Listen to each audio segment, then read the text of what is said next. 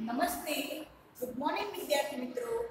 આજે આપણે સ્ટાન્ડર્ડ 9 માં સોશિયલ સાયન્સમાં ચેપ્ટર 8 ભારતનું રાજ્ય બંધારણ વિશે આગળ અભ્યાસ કરીશું। તો વિદ્યાર્થીઓ, આજે આપણે સ્ટાન્ડર્ડ 9 માં ચેપ્ટર 8 માં ભારતના બંધારણના લક્ષણો, ભારતનું જે બંધારણ છે એ બંધારણના જે લક્ષણો છે એ લક્ષણો વિશે અભ્યાસ કરીશું।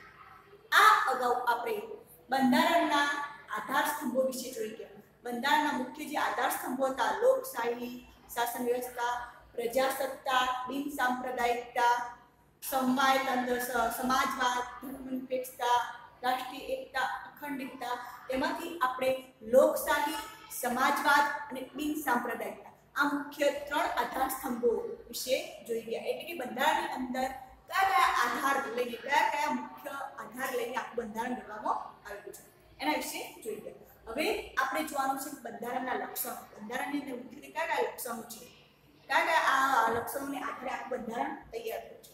તો 26મી જાન્યુઆરી 1950 ના રોજ આપણું બંધારણ તૈયાર થઈને એનો અમલ થયો। દેશની અંદર લોકો વચ્ચે 1950 માં એ બંધારણનો અમલ થયો, યાની કે જે કલમો તૈયાર કરવામાં આવે છે, જે કાયદા કાનૂન જે લોકો વચ્ચે શાસન કરવા માટે, સરકારને સત્તા ચલાવવા માટે, સરકારને લોકો વચ્ચે એ કાયદા નિયમોનું પાલન કરાવવા માટે એ બંધારણનો અમલ 1950 થી શરૂ થયો છે। આ માટે આપણું જે બંધારણ છે એ બંધારણ ઘણું વિસ્તૃત, મોટું લેખિત બંધારણ છે અને એના લક્ષણો વિશે આપણે હવે જોઈશું। તો સૌપ્રથમ પહેલું લક્ષણ છે બંધારણના લક્ષણોનું પહેલું લક્ષણ છે લેખિત દસ્તાવેજ। દસ્તાવેજ યાની કે લખાણ, લખેલો કાગળ કે જેને આપણે કાયમી સાચવવામાં આવે છે, એને કહેવામાં આવે છે ઇમ્પોર્ટન્ટ, યાની કે મહત્વનો લેખ, મહત્વનો લખેલો લેખ, એને કહેવામાં આવે છે દસ્તાવેજ, લેખિત દસ્તાવેજ। લેખિત એટલે કે લખેલો દસ્તાવેજ। તો આ જે બંધારણ છે બંધારણની આપણે દસ્તાવેજ વિશે વાત કરીએ તો ભારત સિવાય વિશ્વની અંદર અન્ય કેટલાય લોકશાહી દેશો છે। વિશ્વની અંદર મુખ્ય ત્રણ પ્રકારે શાસન પ્રણાલી જોવા મળે છે, રાજાશાહી, પછી સરમુખત્યારશાહી અને એટલે કે સામ્યવાદીશાહી અને લોકશાહી। તો આપણા દેશની અંદર અને વિશ્વની અંદર અન્ય કેટલાય દેશોની અંદર લોકશાહી શાસન પદ્ધતિ જોવા મળે છે।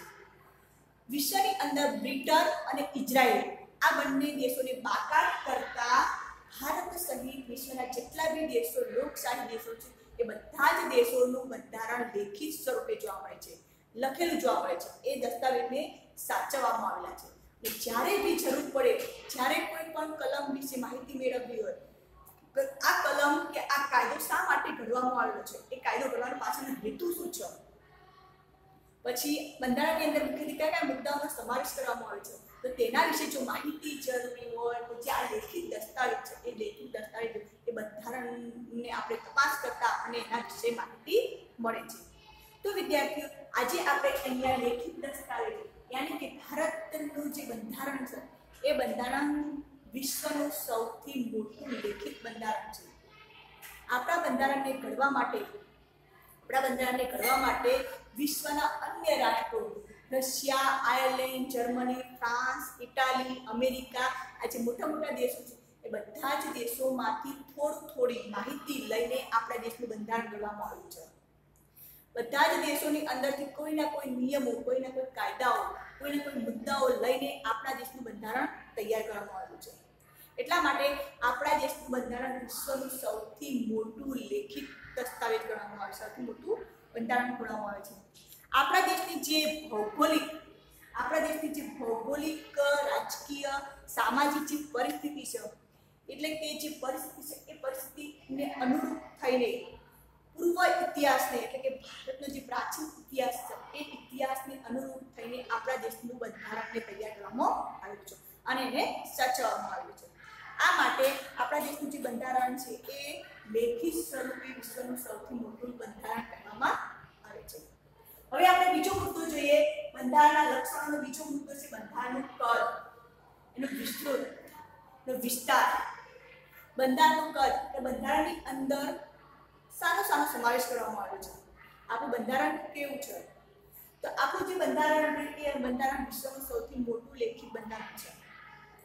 આપણા દેશના બંધારણની બધા જ તજજ્ઞોએ, વહીવટીકરોએ, તજજ્ઞોએ, વૈજ્ઞાનિકોએ આખા દેશને જે આપણો જે લોકશાહી શાસન પદ્ધતિ પ્રણાલી ધરાવતો જે દેશ છે એ દેશને અનુરૂપ, લોકોને અનુરૂપ, દરેક નાગરિકોને દરેક જરૂરિયાતો પૂર્ણ થાય, દરેક લોકોની શારીરિક વિકાસ સાથે એમનો દરેક વ્યક્તિની પ્રગતિ થાય, દરેક ભારતના દરેક નાગરિકને અધિકારો પ્રાપ્ત થાય, દરેક વ્યક્તિનો વિકાસ થાય, એને અનુરૂપ લઈને આપણા દેશનું બંધારણ તૈયાર કરવામાં આવેલું છે। આપણા દેશનું જે બંધારણ છે એ આપણા દેશના બંધારણની અંદર લોકોને અનુરૂપ એવું બંધારણ તૈયાર કરવામાં આવેલું છે। તો આપણા દેશનું જે બંધારણ છે એ આપણા દેશના બંધારણને મુખ્યત્વે 22 ભાગોમાં વિભાજિત કરેલું છે। એક ભાગની અંદર 1 થી લઈને 12 કલમો, ત્યાર પછી બીજા ભાગમાં બીજી કલમો, ત્રીજા ભાગમાં થોડી બીજી 18 કલમો, એમ કરીને આખા 22 ભાગમાં 395 જેટલી અનુચ્છેદ યાની કે કલમોનો સમાવેશ 22 ભાગોમાં કરવામાં આવ્યો છે। એટલે કે આપણા દેશનું જે બંધારણ છે 22 ભાગમાં વિભાજિત કરેલું છે। આ જે આપણું બંધારણ છે એ બંધારણની અંદર 395 અનુચ્છેદ યાની કલમો અને 12 પરિશિષ્ટોનો સમાવેશ કરવામાં આવેલો છે। આપણા દેશનું જે બંધારણ છે એ બંધારણની અંદર આપણો દેશ એ સંઘીય દેશ છે। સંઘ યાની કે જૂથ, યાની કે ભારત બધા જ એકમ રાજ્યોનું બનેલો જૂથનો દેશ ગણવામાં આવે છે। અને આપણો જે સંઘ સરકાર છે એ સંઘ યાની કે કેન્દ્ર અને રાજ્ય વચ્ચેના જે આંતર સંબંધો છે એ આંતર સંબંધોની સ્પષ્ટ વહેંચણી પણ બંધારણમાં કરવામાં આવે છે। પછી રાજ્ય અને કેન્દ્ર વચ્ચેના આંતર સંબંધોની માહિતી પણ બંધારણમાં આપવામાં આવી છે। પછી સરકારની શાસન પ્રણાલી વિશેની માહિતી પણ બંધારણમાં આપવામાં આવી છે। ત્યાર પછી ભારતના દરેક નાગરિકોને જે 6 મૂળભૂત હકો, જે 6 મૂળભૂત અધિકારો છે એ અધિકારો વિશે પણ માહિતી બંધારણમાં આપવામાં આવી છે। ત્યાર પછી જોઈએ તો મૂળભૂત ફરજો। આપણા પાઠ્યપુસ્તકની અંદર તમે આગળના પેજ ઉપર જ્યારે ચેપ્ટર શરૂ થતા હોય એના અનુક્રમણિકાની આગળ એક મૂળભૂત ફરજો આપેલી છે। એ મૂળભૂત એક કલમ નંબર 51 ક, કલમ નંબર 51 કની અંદર મૂળભૂત ફરજો, ભારતના દરેક નાગરિકે પાળવાની મૂળભૂત ફરજો છે એ મૂળભૂત ફરજો વિશેની માહિતી પણ બંધારણની અંદર આપવામાં આવેલી છે। ત્યાર પછી જોઈએ તો કે રાજ્યનીતિના માર્ગદર્શક સિદ્ધાંતો, સરકારે ક્યારે પણ કોઈ સલાહ સૂચનની જરૂર પડે તે સમયે આ રાજ્યનીતિના માર્ગદર્શક સિદ્ધાંતો સૂચક એ સ્વરૂપે કામ કરે છે। ત્યાર પછી જોઈએ તો સરકારના જે 3 અંગો છે, સંસદ, કારોબારી અને ન્યાયતંત્ર, આ એના વિશે પણ માહિતી બંધારણની અંદર આપવામાં આવે છે। ત્યાર પછી સરકારને સત્તા ઉપર આવવા માટે જે ચૂંટણી પ્રક્રિયા હોય છે એ ચૂંટણી પંચ વિશેની માહિતી, ત્યાર પછી સ્થાનિક સરકાર, સ્થાનિક કક્ષાએ ગ્રામ પંચાયત, તાલુકા પંચાયત, જિલ્લા પંચાયત, મહાનગરપાલિકા, મહાનગરપાલિકા એના વિશેની માહિતી પણ, સંસ્થાઓ વિશેની માહિતી પણ બંધારણમાં આપવામાં આવેલી છે। ત્યાર પછી ભારતની અંદર અનુસૂચિત જાતિ, અનુસૂચિત જનજાતિ, પછાત વર્ગના લોકો માટે પણ યોગ્ય વહીવટી કાર્ય વિશેની માહિતી પણ, એમને યોગ્ય રીતે હક પ્રાપ્ત થાય એના વિશેની કલમો પણ બંધારણની અંદર તૈયાર કરવામાં આવે છે।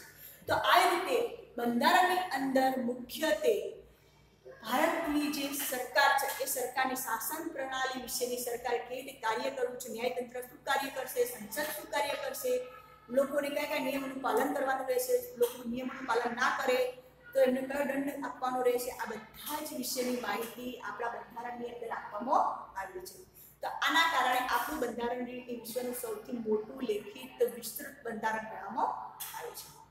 ત્યાર પછી આપણે આગળ બીજો પોઈન્ટ જોઈએ તો કે એક જ નાગરિકત્વ। એક જ નાગરિકત્વ એટલે કે ભારત એક લોકશાહી શાસન પદ્ધતિ ધરાવતો દેશ છે। ભારતની અંદર ભારતના કોઈ પણ રાજ્યની અંદર જન્મેલો કોઈ પણ નાગરિક ભારતનું એક જ નાગરિકત્વ ધરાવે છે। જ્યારે અમેરિકા પણ લોકશાહી શાસન પદ્ધતિ ધરાવતો દેશ છે, પરંતુ અમેરિકાની અંદર અમેરિકાના જે નાગરિકો એ નાગરિકો બે પ્રકારનું નાગરિકત્વ નાગરિકત્વ ધરાવે છે। અમેરિકાના નાગરિકો બે પ્રકારનું નાગરિકત્વ ધરાવે છે। યાની કે અમેરિકાનો જે નાગરિક છે એ નાગરિક જે રાજ્યની અંદર જન્મ્યો હોય એ રાજ્યનું નાગરિકત્વ અને યુનાઇટેડ સ્ટેટ ઓફ અમેરિકા એટલે કે યુએસએ એટલે કે અમેરિકાનું પણ નાગરિકત્વ ધરાવે છે. યાની કે રાજ્યનું અને દેશનું આ બંનેનું નાગરિકત્વ અમેરિકાની અંદર જોવા મળે છે. જ્યારે ભારતની અંદર જન્મેલો કોઈ પણ નાગરિક ગમે ત્યાં જન્મ લીધો હોય, ગમે ત્યાં વસવાટ કરતો હોય, પરંતુ તે ફક્ત ભારતનું જ નાગરિકત્વ ધરાવે છે. ભારતની અંદર જમ્મુ કાશ્મીર એક એવું રાજ્ય છે કે જ્યાં ત્યાંના લોકો જન્મેલા લોકો એ જમ્મુ કાશ્મીર અને ભારત બંનેનું નાગરિકત્વ ધરાવે છે. સમય જતાં લગભગ કલમ હટાવવાથી કદાચ આ નિયમ બદલી પણ દેવામાં આવ્યો હોય. તો આવી રીતે ભારતની અંદર જન્મેલો કોઈ પણ નાગરિક ભારતનું એક જ નાગરિકત્વ ધરાવે છે, ચાહે ગમે તે રાજ્યની અંદર વસવાટ કરતો હોય. તો આવી રીતે ભારતનું નાગરિકત્વ એક જ નાગરિકત્વ જોવા મળે છે. ભારતમાં માત્ર જમ્મુ કાશ્મીર સિવાય બધા જ રાજ્યોમાં રહેતા બધા જ નાગરિકો ભારતનું એક જ નાગરિકત્વ ધરાવે છે. હવે આગળ આપણે ભારત બંધારણના લક્ષણોમાં ચોથું છે સમવાય તંત્ર, યાની કે સમાન વહીવટી તંત્ર. ભારતના બંધારણની અંદર કેન્દ્ર સરકાર અને રાજ્ય સરકાર વહીવટ માટે સત્તાઓ અલગ કરવામાં આવી છે. આખા દેશની અંદર કેન્દ્રમાંથી વહીવટ થઈ શકે તેમ સરળ નથી હોતો. એટલા માટે બંધારણની અંદર ભારતના દરેક રાજ્યને અલગ અલગ વહીવટી યાની કે વહીવટ કરવા માટે અલગ પાડવામાં આવે છે.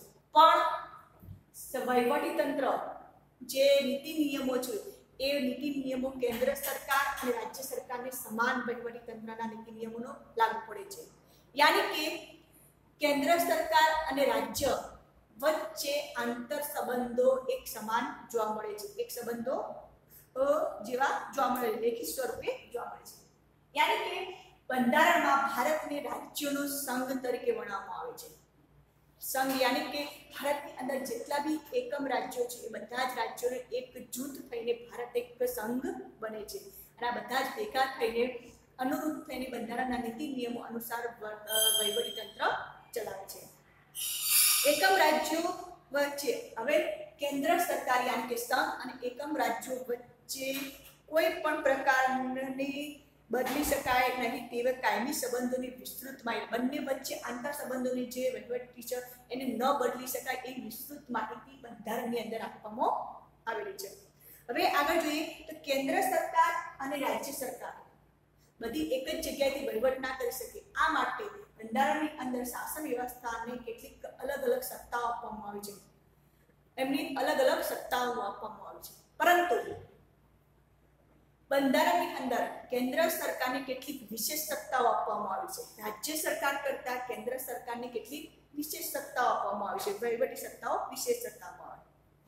હવે આ જે સમાન વહીવટી તંત્ર જે માળખું છે એને વહેંચવામાં આવ્યું છે.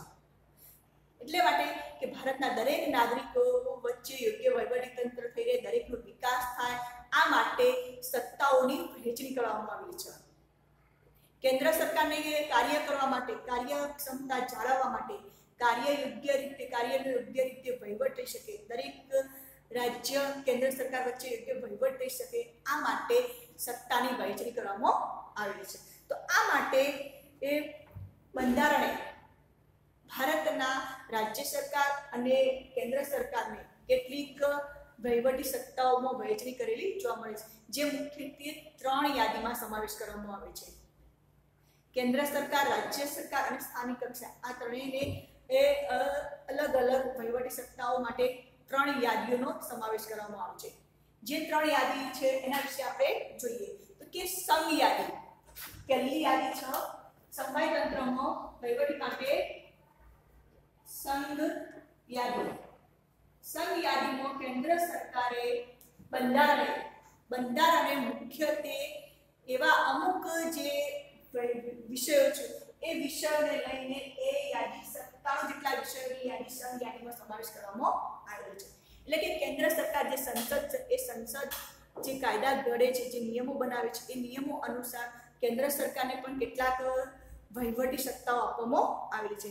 તો સંઘ યાદીમાં કુલ 97 જેટલા વિષયોનો સમાવેશ કરવામાં આવે છે, જેમાં સંસદ જે કાયદા ઘડે છે એટલે કે કાયદા ઘડવાનો અધિકાર, ત્યાર પછી જોઈએ તો કે નાણાં ખાતું, બેન્કિંગ ખાતું, વીમા ખાતું, પછી સંરક્ષણ ખાતું, પછી જોઈએ તો તાર ટપાલ ખાતું, રેલવે ખાતું, આ બધા જે વિદેશી ખાતું, આ જે મુખ્ય વિષયો છે એ મુખ્ય વિષયો ખાતાઓ ઉપર સંઘ યાદી યાની કે કેન્દ્ર સરકાર વહીવટ કરે છે.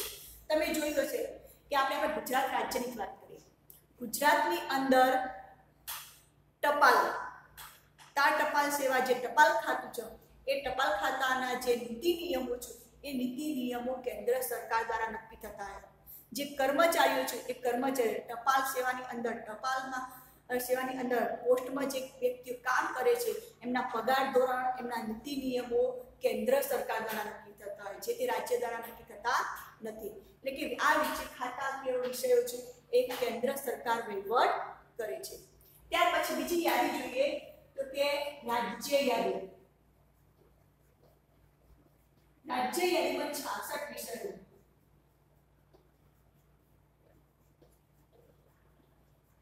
રાજ્ય યાદીની અંદર બંધારણને રાજ્ય યાદીની અંદર કુલ 66 જેટલા વિષયોનો સમાવેશ કરવામાં આવ્યો છે. 66 જેટલા વિષયોની અંદર જોઈએ તો કે શિક્ષણ ખાતું, કેન્દ્ર સરકાર દ્વારા જે નીતિ નિયમો ઘડવામાં આવે છે એ નીતિ નિયમો અનુસાર રાજ્યને પણ દરેક રાજ્યને પણ પોતાના બંધારણીય નીતિ નિયમો કાયદા ઘડવાનો અધિકાર આપવામાં આવે છે. પોતાના રાજ્યનો વિકાસ કરવા માટે રાજ્ય સીમિત કાયદા કાનૂન નિયમો બનાવવા માટે રાજ્યને પણ કે આ અધિકાર કાયદાઓ ઘડવાનો અધિકાર આપવામાં આવેલો છે.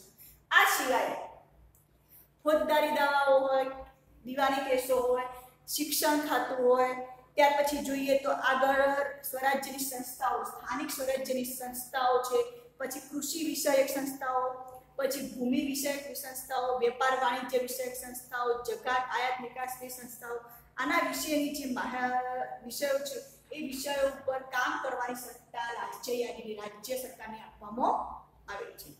હવે ત્રીજી યાદી જોઈએ તો કે સંયુક્ત યાદી. સંયુક્ત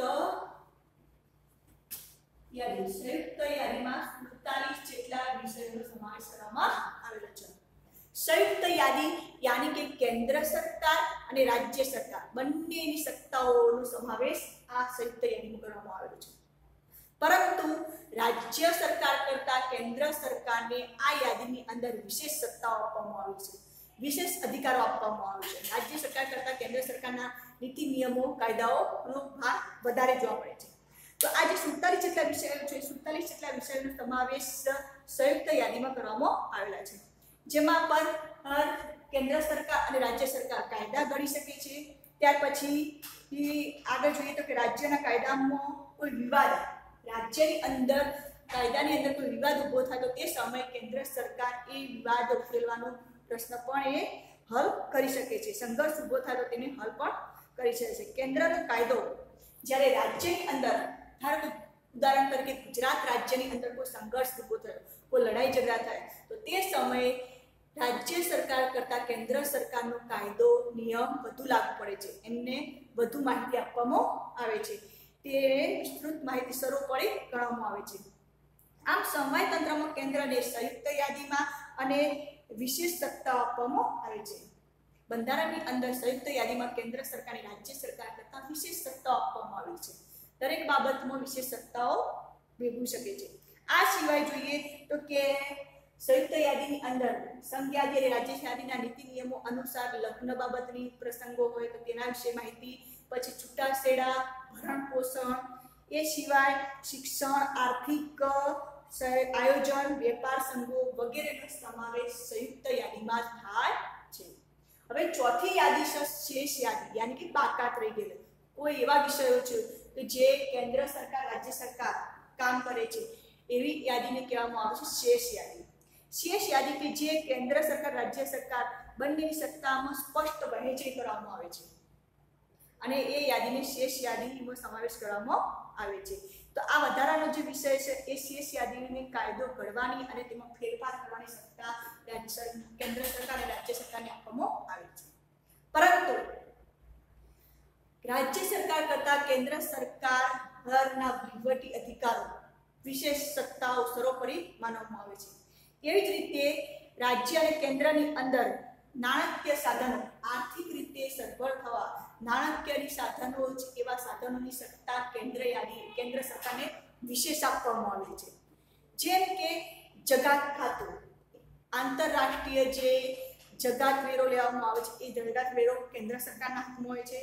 ત્યાર પછી આયાત નિકાસ, વેપાર ઉપર આંતરરાષ્ટ્રીય ક્ષેત્રે વેપાર ઉપર આયાત નિકાસ જે લેવામાં આવે છે એ પણ કેન્દ્ર સરકારના હાથમાં હોય છે. પછી દરેકનો આવક વેરો, એ આવક વેરો પણ કેન્દ્ર સરકારના હાથમાં હોય છે.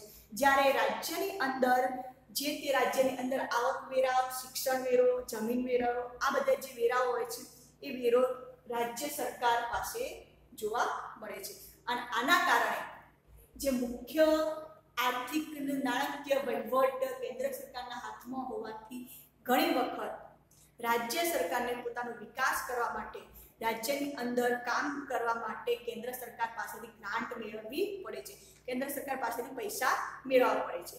અને કેન્દ્ર સરકાર જે તે રાજ્યને જરૂરી એવી ગ્રાન્ટ પણ આપે છે. તો વિદ્યાર્થીઓ, આજે આપણે અહીંયા બંધારણના લક્ષણોમાં લેખિત દસ્તાવેજ, પછી બંધારણનું કદ, એક જ નાગરિકત્વ અને સમાન વહીવટી તંત્ર યાની કે સમવાય તંત્ર, અને સમવાય તંત્રમાં કેન્દ્ર સરકાર અને રાજ્ય સરકારને જે વિષયો પર કામ કરવાનું છે એ ત્રણ યાદીઓ વિશે જોઈએ, યાની કે સંઘ યાદી, રાજ્ય યાદી, સંયુક્ત યાદી. તો હવે આગળ આપણે બંધારણનું નવું લક્ષણ કટોકટી વેરાય એકતંત્રી વ્યવસ્થા. કટોકટી યાની કે તાત્કાલિક કોઈ રાજ્ય ઉપર કાં તો વહીવટી તંત્રમાં કોઈ સંઘર્ષ ઊભો થાય, કાં તો દેશ ઉપર કોઈ આફત આવે તો તે સમયે બધા રાજ્ય સરકાર, કેન્દ્ર સરકાર એક થઈને કામ કરે છે અને રાષ્ટ્રપતિ શાસન લાગુ પડે છે અને રાષ્ટ્રપતિના નીતિ નિયમો અનુસાર વર્તન થતું હોય છે. તેને કહેવામાં આવે છે કટોકટી. એના વિશે આપણે આગળના વિડીયોમાં વાત કરીશું.